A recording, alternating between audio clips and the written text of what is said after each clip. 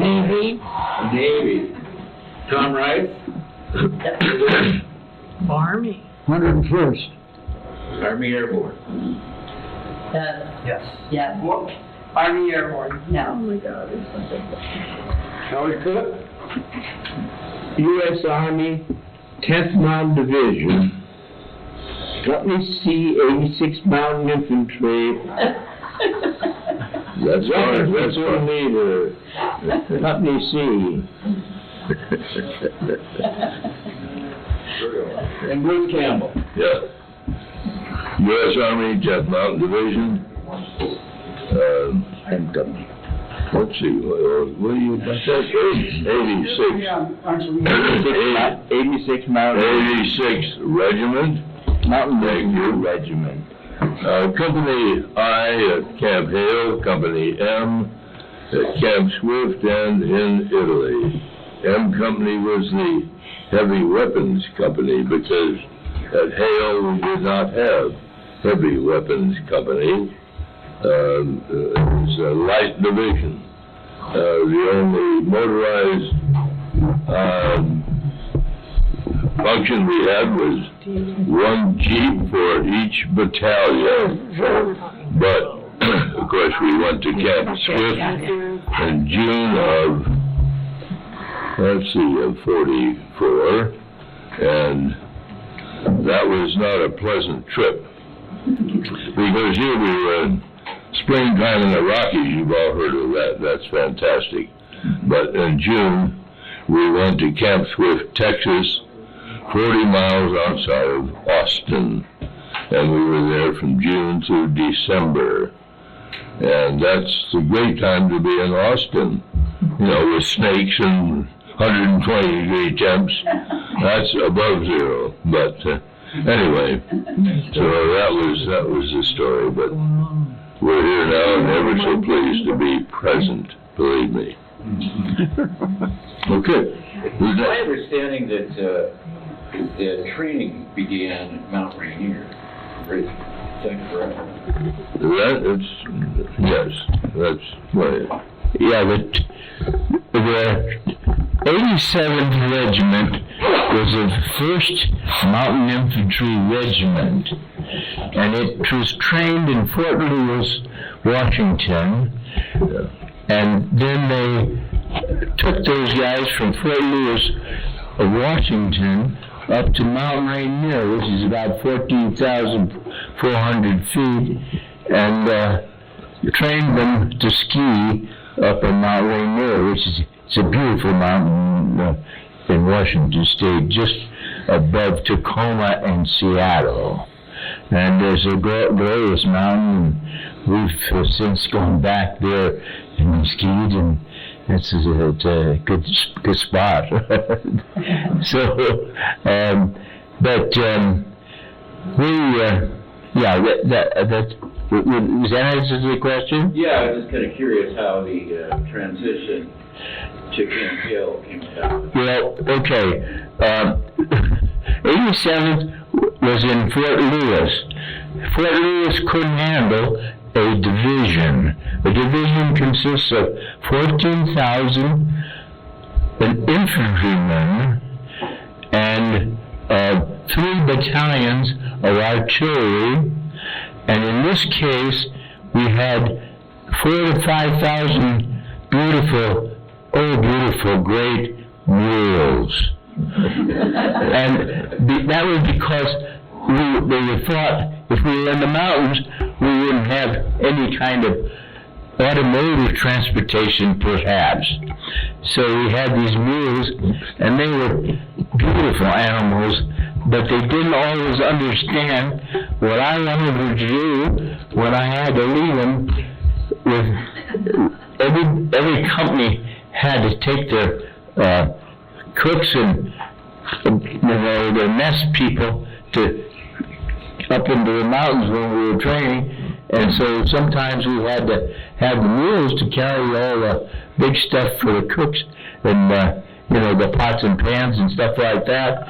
And sometimes I had to, as a private, I used to try to give concise orders See, the mules, I don't think they understood me sometimes, because I didn't get a lot of cooperation from the mules. Well, I thought the mules were part of our lives. I mean, They were beautiful. I had a separate mule. Better shape than I was. Oh, yeah, except they were in good shape because we were mule skinners for about 3 weeks, where we learned to do diamond hitches and others to put motor tubes and base plates and everything on our personal gear on the backs of mules. But they would go on long hikes with us, but in the winter, the trouble is, the mules get up to their knees in snow, and that was it. They stopped. And there was no way in the world that you could get them to move. So that meant that we had to unload the mules, like Howard was saying, put it on our backs. Or we used to have them, the precursor to the snow grooming equipment, were the weasels that were tracked vehicles, open, like a convertible, but they were very powerful little machines, not very large, but they could carry sleds behind them. Manufactured by Studebaker. That's right. They used to be available after the war, too. Yeah. I mean, but with rubber tires. Anyway, but the mules were vital, but we didn't have that many with us in Italy. We sometimes used abandoned horses that were left on ranches or farms and so on. But Italians had mules. Italians had mules for us too. they spoke their language. They were smaller, smaller than us. Yeah, right. They understood it. Anyway, Calavia, Italiano, see. Right. Right. Okay, next. I Whatever. have a question for you. What do you do about those animals that bray? The brave? That bray going up a mountainside, wouldn't that give the enemy a good idea of what's coming up? Well, they could have done that, but we tried to teach them to keep quiet when we were up and down. Never quite understood how to keep quiet. That's a good question, but I don't remember ever advancing under fire with a mule at my side. Need to cut their throats. Well, that could be, but Anyway, it was a very interesting division, and we had such wonderful guys in the division. They were, particularly a lot of them skiers around the United States that joined up, and not just skiers. There were people, all outdoor kind of people, were actually recruited to come to the 10th Mountain Division. Anybody that liked the outdoors, and anybody was offered to go to the 10th Mountain Division, but you had to have 3 letters of recommendation that you knew how to do something like that in the mountains. And so I had joined the Sierra Club as a kid in the high school, and that was a beautiful club to belong to. It was headquartered in San Francisco at the time, but there was an office in Los Angeles and other cities around. But the Great Sierra Nevada Mountains was a great place for me to go, and it was close to Oakland where I lived, and it was just, I learned to climb rocks. In Berkeley, we used to have some beautiful little rock outcroppings in the city of Berkeley that had little mountains up there, and I learned to rope climb, with you had 3 men on a rope to climb the steep type of rocks in the Sierra Nevadas, and Yosemite Valley had really steep stuff. It's vertical, and we had to learn how to climb things like that. And I started climbing in Yosemite and climbed Cathedral Spire, Washington Column, and a couple of nice mountains in the far eastern part of Yosemite Valley, which became known as Tuolumne Meadows, and there were a lot of beautiful places up there to climb. So I started that as a young man and met with some fine people, and one of our Sierra Club members, David Brower, had done a lot of first ascents. He was from Berkeley too, and he actually worked for the Berkeley, University of California, Berkeley Press, and he also went to Cal, and I went to Cal anyway. It was a lot of fun, and David and his wife used to service after we climbed Indian Rock up on Berkeley, in Berkeley we climbed in the afternoon. We'd go over to Dave and Ann's place, and they served dinner for us. It was wonderful, sort of like your group here. They were all awfully nice people. So that's the way I was raised, and I was just happy in the devil to be invited to the Far West Ski Association.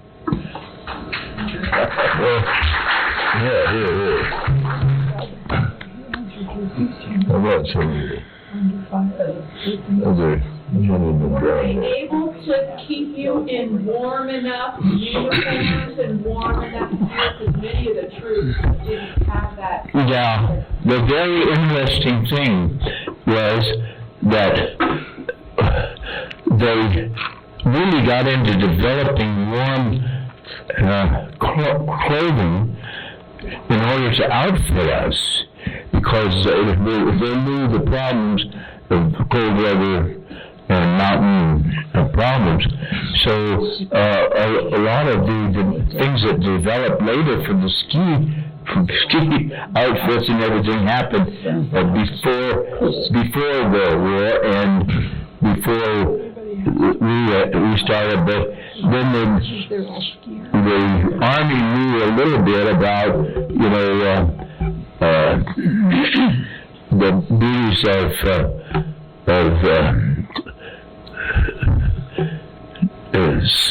sleeping bags with what's the feathers that we put on?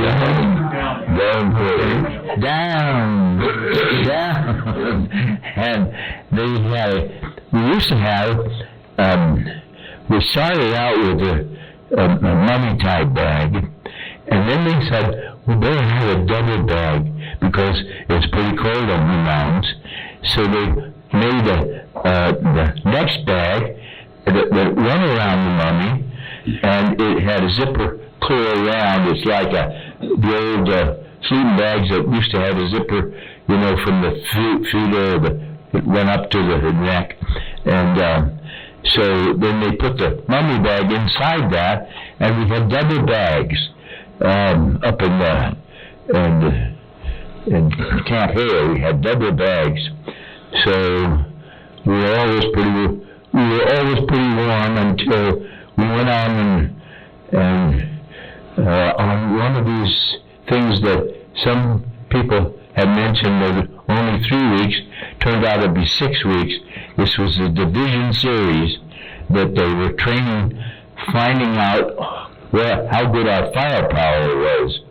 And we went out for 6 weeks in February, and I think it wound up early in March. And we were out there constantly. We weren't in barracks or anything. We were living outside up in 10,000, 11, 12, and 13,000 foot mountains, sometimes even 14,000 in the Colorado Rockies. And there was a lot of 14,000ers in the Colorado Rockies. At the time, the highest mountain in United States was Mount Whitney in California, which is in the southeast Sierra Nevadas. And, okay, that's about what I wanted to say. Well, I remember the D series, as they were referred to, ended on Easter Sunday of that year, 43, I believe it was. Anyway, I remember that we were fighting that particular day, temperatures like 35 below zero, blizzard conditions, and I remember when we heard that the session, maneuvers were terminating, that my partner and I, always worked two people together, two guys, because one would carry the tent, the other would carry the base, the stakes, or if you had a tent, but we didn't on D series because that was another 15 pounds. But you would share a mountain stove with the other guy that carried the fuel. And we worked as a team, and it worked out beautifully. But I remember on that day, my team member and I, we dug, because we, being in the motor section, we were on snowshoes, which was a blessing. The skis were a problem. Many times we on snowshoes had to break trail for the skiers because the snow would only go up to our knees with snowshoes on, but up to the hips of the skiers. I mean, it was like Colorado snow and heavy storm. Anyway, we dug this big pit, so to speak, and we were, I remember, pumping up the pressure on the little mountain stove to melt some snow, to have some hot chocolate or whatever it was. And we were sitting there in all of our wonderful winter garb, and really, we were not freezing, but we were cold in blazes. And we looked at one another, and our teeth were chattering, and we thought, what the hell are we doing here? But we made a vow at that time, and this was something.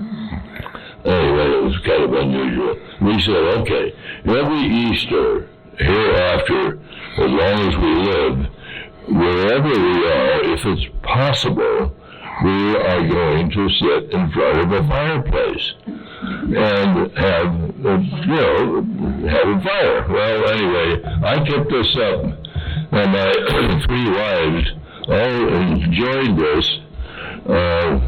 I'm on number 3 now. I don't have all 3 at once, but anyway, there was a limit. But anyway, they all laughed when every Easter Sunday, come hell or high water, it could be 95 degrees in Southern California, but if we're in the living room, I fired up the fireplace. And done so ever since. Now we've moved to another, anyway, we have a fireplace in our new retirement community thing. It's gas, but I'll turn that sucker on Easter, believe me. But remember, please, when you got to Italy, you couldn't start a fire because the Germans would see you. Oh, no, you didn't have fires, and you didn't light a cigarette. No way, you just had to keep warm as the best way you could. And we were in some, Italy fortunately wasn't as high as the Colorado Rockies where we were initially, but it did get colder. It rather cold, and there was lots of snow. So, it was winter time. Winter time. January, February. When we started attacking the Italian mountains, it was February. Early February. I understand Tom jumped out of an airplane. Pardon? I understand Tom Rice recently jumped out of an airplane. Yes, actually, I'd like to hear about that. Yeah. Tell us, Tom. You This Bob did. He was The next year. Normandy invasion. Yes, he was. That was the the biggie. That was this January 6th of 1944, and those guys all landed on Utah and what was the other beach? Omaha and June 6th. June 6th. It was on Omaha Beach. Oh, June 6th, yeah. That was big. That's the biggest thing we ever did, was to try to land there. The first landing that the American Army made in World War II was at Dakar, Morocco. And that was some fine divisions that landed at Dakar, and they moved into Morocco, and the Germans were in Morocco, and they moved then into Algeria, and the Germans who had taken France, Algeria was colonized by France, and so the Germans were in Algeria, and they swooped in and moved the Germans out of Algeria, and then they moved into Tunisia, which is the next country over in North Africa, and they kept sweeping them out of that area, and there was a lot of activity in Tunisia and Libya, and the English had Egypt, and so they were fighting the Germans. The Germans were trying to take Egypt from the British, and so usually the British drove the Germans out of Egypt, and they had come, and the Italians had come down from there, and the Italians had Tunisia by that, and then we kicked them out. We escorted them out of Tunisia. And anyway, it was an interesting thing, but these other divisions that preceded the 10th Mountain, we didn't get there until after this gentleman had taken care of Normandy. And it was a little later, and they sent us over because the Italians decided that Amore was much better than Guerra. They didn't like that Guerra, and so they quit. And the Germans decided that they would take over Italy, and so then we went into Italy, and there's some fine divisions. I think one of the National Guard divisions from Texas was the 36th, I think, and the 34th might have been from Oklahoma. I'm not sure, but the National Guard divisions, and they were in southern Italy. And if you remember the Cassino, the battles at Cassino was some of the fiercest battles in Italy. Then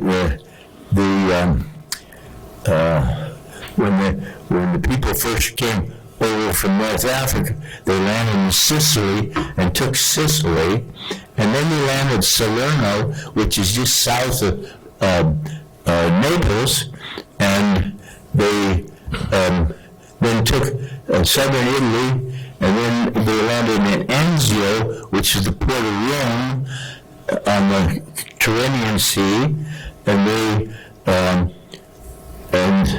then we moved up into the area north of Rome and up where Florence or Firenze is in Italy, and that's about where when the 10th Mountain went over, and they landed in Naples first. And then we went up, some of them went up on little steamers, and they took them up to a town named Livorno, which is also called Leghorn in Italy on the Tyrrhenian Sea. And they landed there, and they started assembling in Pisa, which is where the Leaning Tower is. And then they started training, and we went up across the Arno River, which is right on Firenze and Florence, and moved up into the mountains to the north, a few more miles from Florence, and that's when we started reconnoitering the mountains that we were to capture. And the Apennines ran all the way up from the south end of Italy up into, but when you got up to Florence, they went east-west, north of Florence, they went east-west across the Italian peninsula, and the Germans decided to defend there. You know, Germans were very good soldiers. I mean, they knew combat, they knew a lot about it, and they set up what they called the Gothic line, and that was the first thing that Riley went over there to break through the Gothic line. And they sent the 10th Mountain Division. Yeah, because the Germans had spent a couple of years in fortifications and development of all sorts of weaponry along the entire length of the North Apennines, from Leghorn to Venetia or Venice. And Valley, they had tremendous ammunition. They made shells up in the Po Valley for the Germans, and that was where we had to keep going after we went into the mountains that were east-west across. Then we had to, when we broke through the Gothic line, then we had to keep going over another. There was always seemed to be another ridge after ridge after ridge we'd have to take until we got into the Po Valley. And then we got to Po Valley, and there's a big river like the Mississippi running down from Switzerland all the way into the Adriatic Sea, and the Po River, and we crossed that and went up into northern Italy in the Alps, the Alps, Italian Alps, and that's where we got into some good combat too. And the ultimate destination was to get into Austria and Germany, but the German Southeastern Command, the German Command, surrendered to us at Torboli, Italy, which was up in the northeast end of Lake Garda, which was a beautiful lake. It was 60 miles long and about 20 miles wide, just gorgeous lake in the beginning of the Italian Alps. Just a beautiful country. And anyway, that's where the war ended on May 2nd of 1945. We want to hear about your 100th birthday jump. We want to hear about your 100th birthday jump. Tell them. What's the question? Yeah. And we didn't do all the, somebody didn't do all the talking. I got about 63 jumps. Well, 48. Yeah, well, I'll get to that. 48 of them were oriented military, the rest were civilian. And the last one here in the United States was at San Diego. Where to go? Even closer, huh? In front of the Hotel del Coronado, where I jumped tandem with a fellow by the name of Art Schaefer. And we ascended to 7,500 feet, and I was the only one that was jumping in the aircraft. And I was looking out and down, and I could see somebody carving in the sand, "Happy birthday, Tom." All I saw was water, water, water. So at 7,500, we just seesawed back and forth up and down the beach area from one end of High to the other end of Birthday, and then lost a lot of altitude. And I was smart enough that morning not to have breakfast because we were doing some fast descending speed at about 128 miles an hour and making turns. So that just would upset my stomach. But I thought I was going to vomit, but I didn't. It was about 5 seconds, and I got away with that one. But then I told Art I wanted to make a standing landing. So as we came in, I put my knees together, ankles together, and dropped my legs as best I could, and we stood up tall as could be. We made a beautiful standing landing. Well, it was a pleasure to do that, and I think half the city of Coronado was out there watching what was going on. So with all that took place, well, what followed was a interesting luncheon. There were 200 guests invited, and the hotel there sponsored that. Army Flag had a great deal of activity going on from time to time, especially on the jump at Hotel del Coronado. So I congratulate them for everything they did. There were just hundreds and hundreds of people did things for me and for the group that organized the jump. And it was a real pleasure to have those people working for us the way they did. We're going to go to combat. Wait for the next question. Are you going to jump again next year? Am I going to jump again next year? We're looking forward to it if we get the Third World War out of the way.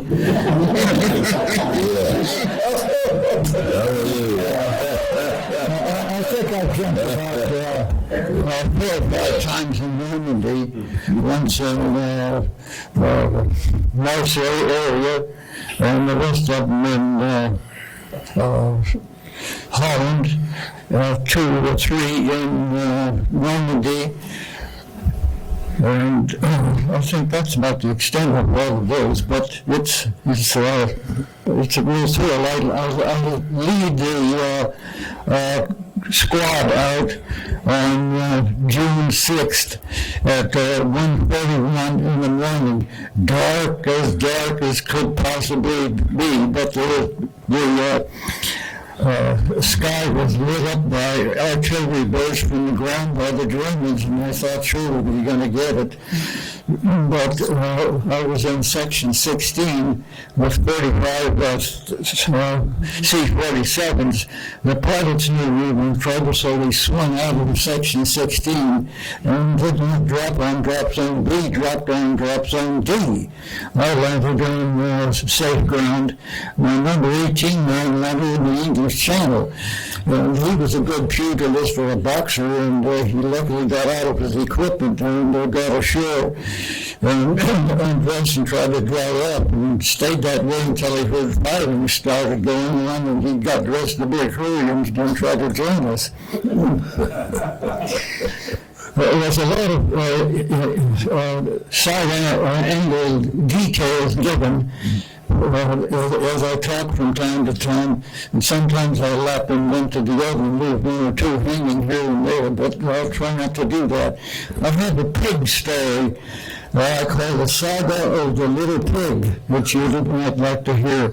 After we jumped in Holland on September 17th on a Sunday at 1:42 p.m., beautiful Sunday, I landed in a turnip patch and plowed up about a row of turnips, and I weighed 276 pounds, and I carried 137 pounds. My normal weight was 137, so I jumped at 1,250 feet. Instead of coming down, I was rising, because we had 6 parapets underneath the aircraft, each weighing 300 pounds, so those was 1,800 pounds plus one in the door. And number 2 and 3 men just behind me had automatic switches that they would pull in order that the equipment be jumped properly in case the pilots were injured or something happened. Tony Gus and Frank Bickett over the fellows who were going to do this, and they prematurely released the bundles. So up we went 50 feet. And when I was not coming down, I got caught in a thermal by some of the aircraft just above and below me, so I couldn't do anything but just sweat out. And about 500 feet, I thought I was going to land on the roof of a thatched house, and I wound up in the kitchen. But I was able to climb one of the risers and steer away from that. Instead of I landed inside a cabbage patch right next to the house, and surrounded by not a chain link fence, but a steel picket fence. And I didn't want to get impaled by that. I did a standing landing, and I carried a Thompson submachine gun, and when I went to my knees to steady myself, the muzzle got jammed in the dirt and I couldn't use it. So it took a while before we got that squared away. But the story of the pig, on the way from our drop zone in Holland was 6 miles to our objective, and I ran most of that with a good part of a motor on my shoulders. Excuse me. And that kind of activity just saps the energy out of you. Anxiety and etc. You're wondering what's going to happen before it happens, and if it doesn't happen, you make it happen. And so we were pretty hungry. Thousands and thousands of people were on the highways giving us gingerbread and calvados. If you get too much of that, you don't run, you wobble. We made it to Vega, where we were supposed to jump, and missed the jump by probably 3 to 5 kilometers. And as hungry as we were, I saw a farmer had some piglets in his backyard. So I said, boys, let's get busy, and since we were hungry, let's see what we can do. So we went over and I got a pig, a little pig, and it was squealing and yelping and doing all kinds of pig noises that a pig has to do. And one of them said, we can't shoot this poor animal. We don't have the heart. We're not trained to do this. All right, so we put a noose around his neck, tied a hand grenade to it, and on the cotter pin of a hand grenade, we put a nylon cord about 30 feet long, turned the pig loose, and he took off. In the meantime, this lieutenant was with us, and he stepped into the scene and said, you guys can't do this. This is private property. If you do kill these pigs and piglets, the officers are going to have to pay for this. We sneered at that because he was a new man. We didn't understand our mode of operandi. So well, we gave him some divinity, which is not airborne policy, because you do it right the first time or else. The pig ran as fast as he could away from us, stretched out the line, pulled the cotter pin, and all of a sudden turned around and ran toward us. We scattered in a big hurry, and the lieutenant stepped back into the scene and said, I told you guys what's going to happen. Sergeant, you get the name of every one of these men, because I'm going to turn you into the regimental commander. The officers are not going to pay for this. So we sneered at him again because he was so new, he didn't know what he was talking about. Evidently wasn't hungry either. Good story. Good story. That's Good story. well, after the pig was blown up,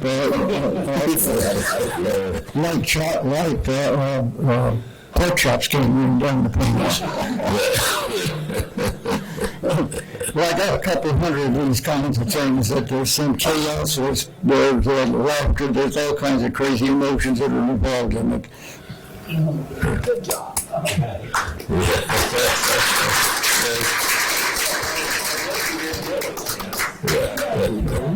This gentleman wants to give you a chance here. Gil served in the Pacific Theater in World War II. My dad was a Marine in the Pacific Theater. He was at Guadalcanal, Tarawa, Saipan, and Tinian. So you're probably Can you familiar hear with. him? Not too well. Would you repeat that, dear, and just say it a little louder? Oh, I said my dad was in the Marines, and he was in the invasions of Guadalcanal, Tarawa, Saipan, and Tinian. You're probably familiar with those islands. Just a couple. First of all, when I went into the service, I was 16 years old. I was 4 months shy of 17. I went in January of 44. And these warriors know, but most of the people out here, you don't know, that a long time ago, up through 1955,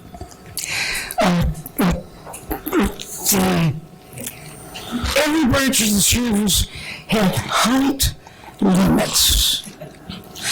Now, being short, I don't know what the tallest height limit was. I didn't care. But 5'2" was the minimum height for enlisted in every branch of the service. I was 4'11", and the recruiters, I went there so many times, the recruiters sent me to boot camp, which they should never have done. But I realized later they sent me there so they would send me home, and the draft would classify me as unfit for service. But I was in great shape. I looked like a small Popeye. I had muscles that wouldn't quit. Anyway, I got to the boot camp, and when it come time, these warriors know, the first thing they do is take all your clothes off, put them in a box and send them home. So you're running around with nothing on, and I was up in New York, and the temperature was running 5 above 0, and the great big building like a gymnasium wasn't very warm, so running around with nothing on wasn't pleasant.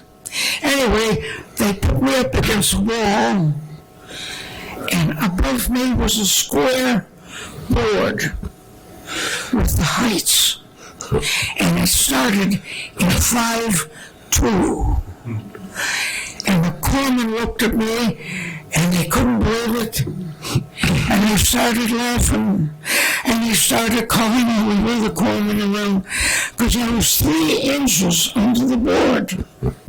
Why was I there? Anyway, being in my life as I was, I wanted to be in the war. I couldn't see why they were laughing. And finally, the doctor came out of his office, cursing and swearing. To hear that in those days, we would have to go to confession the next day. But that's unlike today. But anyway, I finally caught the eye of this commander doctor, and I said to him right out loud, "What do you say? Let me go through." And he's laughing. He thinks it's funny too. And he talks to the corpsman and walks back into his office. Next thing I know, a corpsman comes along with an undressed jumper. That is not the stripe. And he says, "Put this jumper on." Now I'm 4'11". These jumpers don't come in short, medium, or small size. They come in one size. I put that on and it came down to my shoes. I loved it, because now I'm warm. Anyway, I see another corpsman coming along with a tripod and a camera. And as he was moving along closer towards me, Two corpsmen grabbed me by the arms, dragged me back against the wall, slammed me against the wall, and one said, "Stand straight. Don't stand on tiptoes."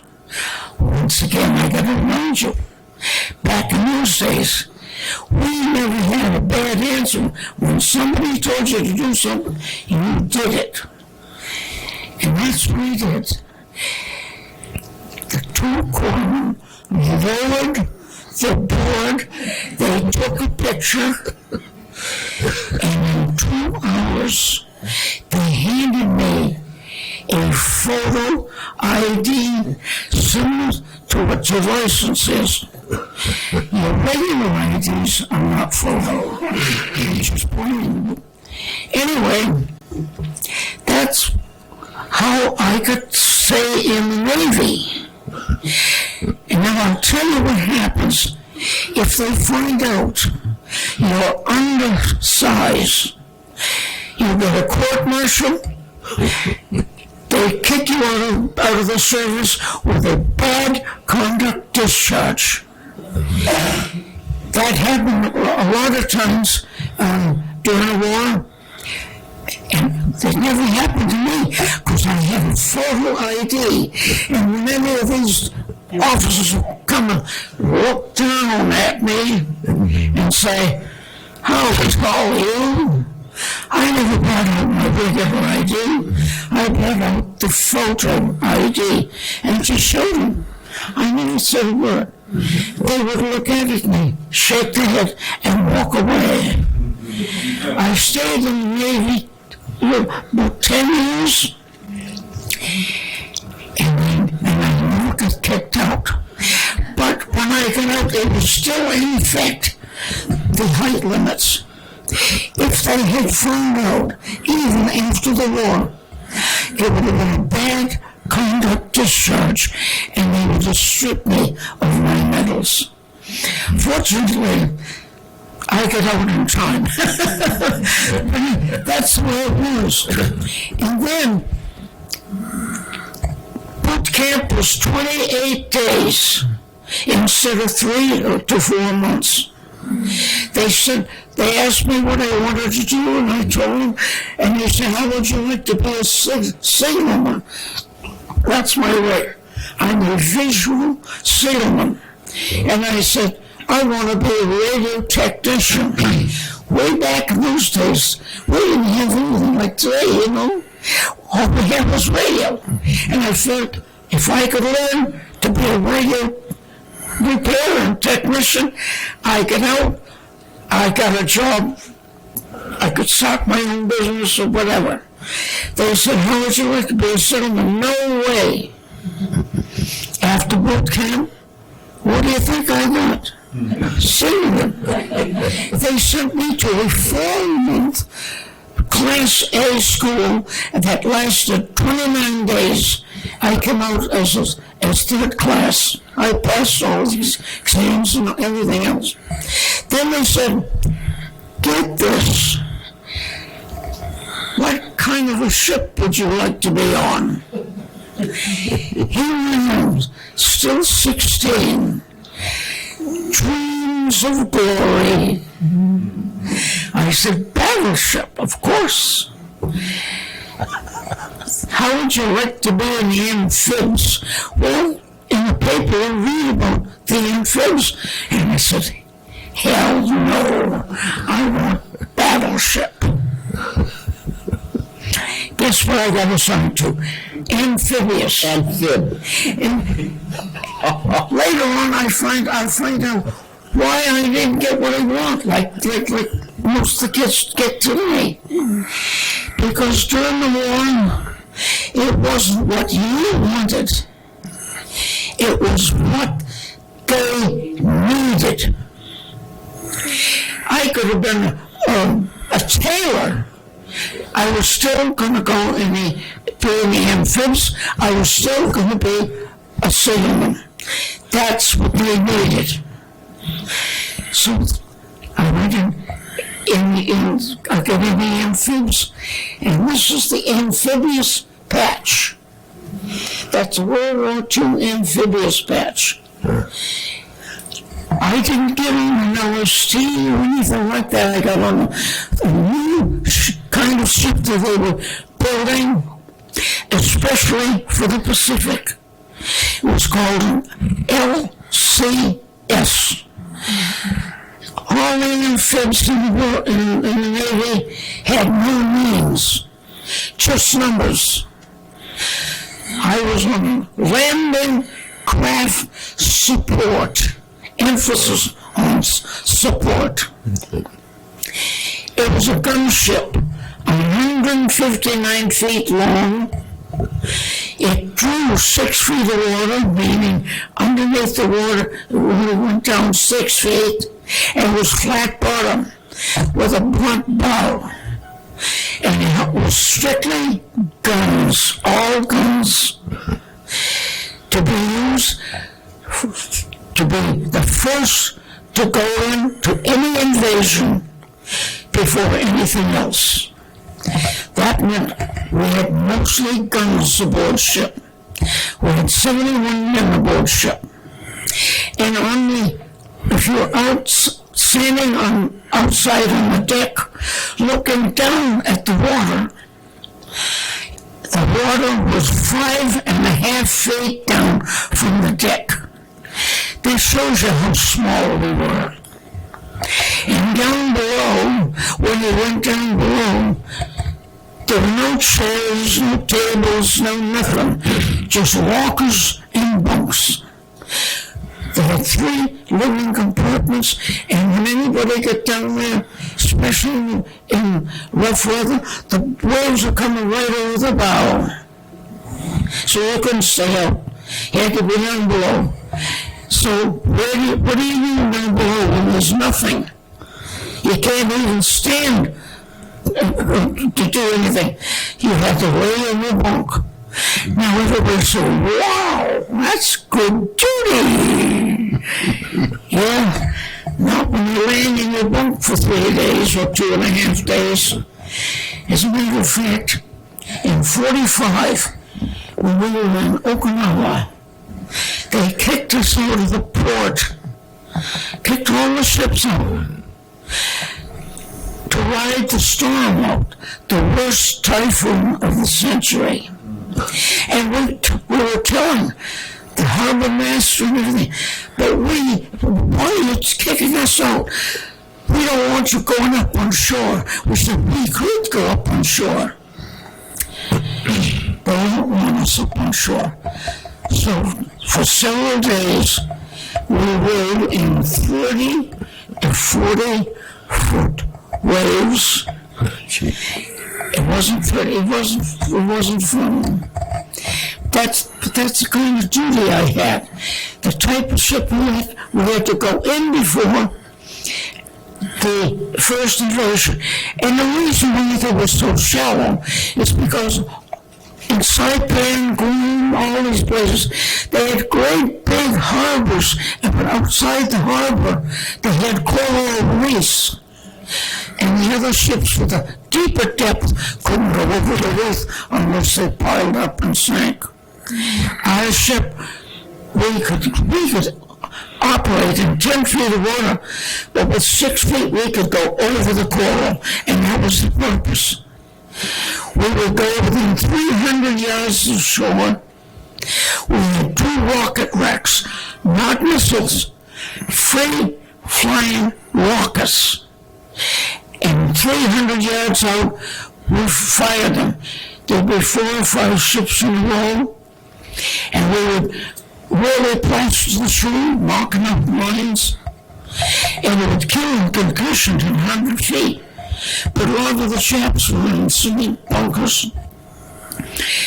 After the rockets landed, we went in within 200 and less feet and turned broadside to the shore and start letting loose with our automatic weapons.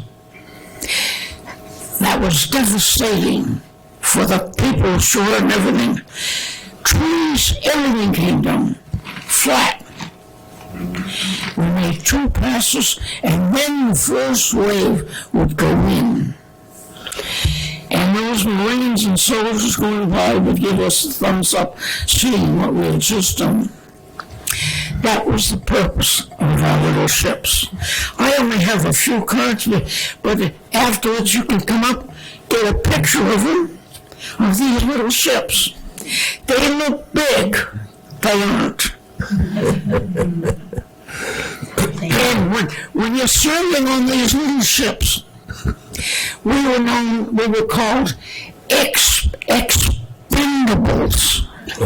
Meaning, if we were down with 71 men, the Navy expression was, oh well, you can be replaced.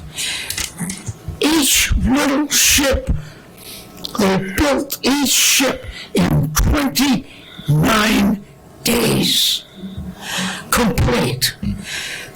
And the armor was quarter inch. So we were expendable. So that's about it.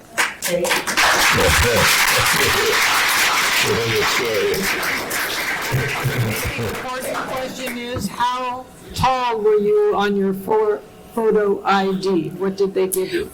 Well, I was 4'11", but when they rolled the board, I was 5'2". But now, in a year, I was in the Navy, I grew an inch. So I'm 5 foot now. Now they have changed the limits. And now, to be an officer, the minimum height was 5'4", and for pilots was 5'6". Today, it's completely changed. Now when I go to different events, I will see officers, commanders, 5 foot. I met Nora Tyson, 3-star admiral. That's a female for you. 3-star admiral, and she was, just a couple of years ago, in charge of the 3rd Fleet out here in the Pacific. She was 5'1". I was looking at her.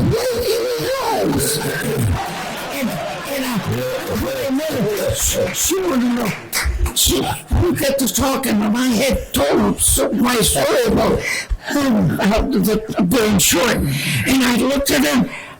I said, Admiral, how the hell tall are you? And she smiled and she said, I'm 5'4". And I said, like hell you are. I'm looking at you like you are. I was in uniform too. I was there.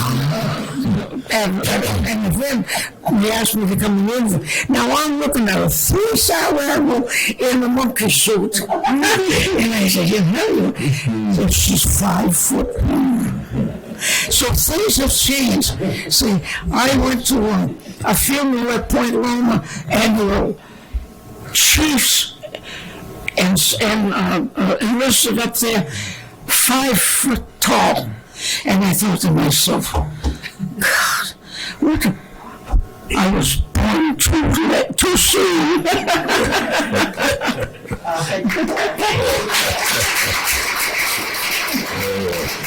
You see, my stories that I'm telling you are kind of funny. Nothing, no blood and guts. I just tell you the funny things.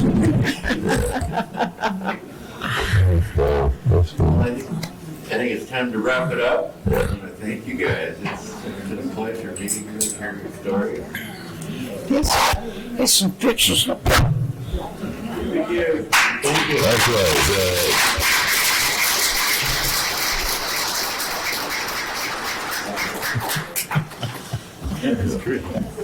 Hey, kids, what a story from.